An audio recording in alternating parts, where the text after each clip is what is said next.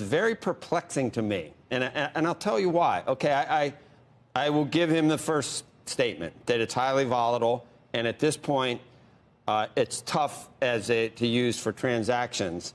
But then he says it's not really a store of value, and then says it's essentially a substitute for gold.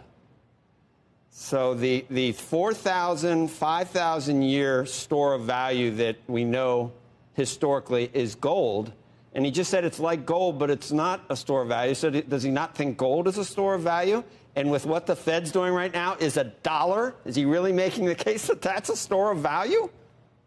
Well, hey, Joe, you're thinking about it exactly the right way. I mean, there's a lot to unpack there. So first of all, as a store of value, I would just say there's a reason people have flocked to Bitcoin in the last year, right? Which is something else happened in the last year. And that is that we increased the money supply by 40%. So when you do that in a world of supply and demand, it means that the dollar is at least a 40% less good store of value than it was a year ago. And that is one of the reasons people look to Bitcoin.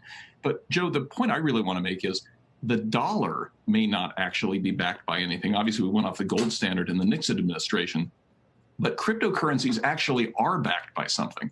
They're backed by underlying networks. And what you're buying when you buy a crypto token, whether it's Bitcoin or anything else, is you're buying a piece of a financial network that's being built to transact all kinds of stuff.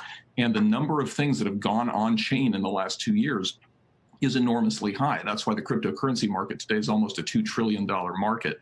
I believe in the wisdom of crowds, personally, and I think that there's kind of like forces of the future at work here and then forces of the status quo.